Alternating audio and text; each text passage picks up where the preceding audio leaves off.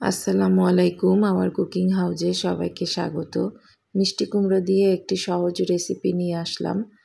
তো প্রথমেই হাঁড়িতে মিষ্টি কুমড়ো দিয়ে দিয়েছি এবং সামান্য একটু বাটা পেঁয়াজ দিয়েছি, একটু আদা রসুন বাটা দিলাম হাফ চামচ পরিমাণ, একটু মরিচের গুঁড়া দিয়ে দিলাম, অল্প করে দিয়েছি সব মশলা, একটু হলুদের গুঁড়ো এবং একটু জিরা ধনিয়ার গুঁড়ো দিয়েছি এবং স্বাদ মতো লবণ দিয়ে আমি মিষ্টি কুমড়াটা সিদ্ধ বসিয়ে দিলাম। এই রেসিপিটা খুবই ইজি কিন্তু খুব মজার। যারা নতুন রাঁধুনি আছেন তাদের জন্য হেল্পফুল হবে। এখন এখানে আমি সামান্য পরিমাণ চিনি ব্যবহার করেছি, এটা অপশনাল, যদি আপনারা স্কিপ করতে চান বাদ দিতে পারেন। আমার মিষ্টি কুমড়োটা কিন্তু সিদ্ধ হয়ে গেছে। মিষ্টি কুমড়ো সিদ্ধ হতে বেশি সময় লাগে না। তো আমি এখন এটা বাগার দিব। তো প্রথমেই আমি একটু তেল দিয়ে দিয়েছি। আমি এখানে সরিষার তেল দিয়েছি, আপনারা সাদা তেল ব্যবহার করতে পারেন। একটু শুকনো মরিচ দিলাম, মরিচটা আমি একটু ছিঁড়ে দিয়েছি একটু ঝাল এবং গন্ধটা বের হওয়ার জন্য, এবং প্রথমে আমি কুচি করা রসুন দিয়েছি। রসুনটা একটু ভালো করে নেড়ে চেড়ে রসুনের ফ্লেভারটা বের হয়ে আসলে আমি পেঁয়াজ কুচি দিয়ে দিব। তো পেঁয়াজ কুচি দিয়ে দিলাম, অল্প করে দিয়েছি, খুব বেশি দরকার নেই মশলার। খুব ইজি এবং সহজ একটা রান্না।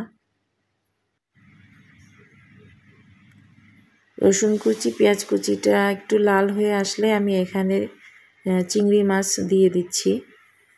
আমার প্রয়োজন মতন যতটুকু আমি মনে করেছি, চাইলে এর থেকে কম বেশি চিংড়ি মাছ ব্যবহার করতে পারেন। চিংড়ি মাছটা দিয়ে আমি চিংড়ি মাছ রসুন পেঁয়াজ এগুলো আবার একটু ভালো করে নেড়ে চেড়ে ভেজে নিচ্ছি। তো আমার ভাজা হয়ে গেছে মশলাটা, আমি এখন এটা দিয়ে দিচ্ছি মিষ্টি কুমড়ার ভিতরে। এভাবে মিষ্টি কুমড়াটা রান্না করলে কিন্তু টেস্টটা অনেক ভালোই আসে, অনেক একটু ডিফারেন্ট হয়, একটু ভালো আসে।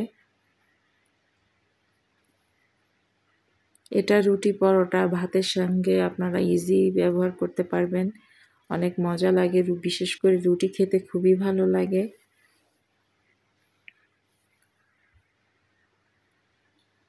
লবণটা আমি একটু দেখে নিচ্ছিলাম এই পর্যায়ে। তো আমার রান্নাটা শেষ। এখন আমি নামানোর আগে একটু ভাজা জিরার গুঁড়ো ব্যবহার করেছি, রোস্টেড জিরা পাউডার। তারপরে জিরাটা দিয়ে আমি ঢাকনা দিয়ে বেশ কিছুক্ষণ রেখেছিলাম। তো এই যে আমার রান্না শেষ অলমোস্ট। এটা আসলে সহজ এবং খুব রেগুলার একটা রান্না, যেটা আমরা সহজে বাসায় একটু ডিফারেন্ট ওয়েতে তৈরি করলে টেস্ট একটু ডিফারেন্ট হয়ে যায়। তো আশা করি সবার ভিডিওটি ভালো লাগবে। ভিডিওটি ভালো লাগলে সবাই বাসায় এভাবে তৈরি করবেন, আর বাসায় তৈরি করলে অবশ্যই আমাকে কমেন্টস করে জানাবেন খেতে কেমন লাগলো। আর আমার চ্যানেলটিকে অবশ্যই লাইক কমেন্ট শেয়ার দিবেন, সাবস্ক্রাইব করবেন, বেল আইকনটি বাজিয়ে রাখবেন। আল্লাহ হাফেজ।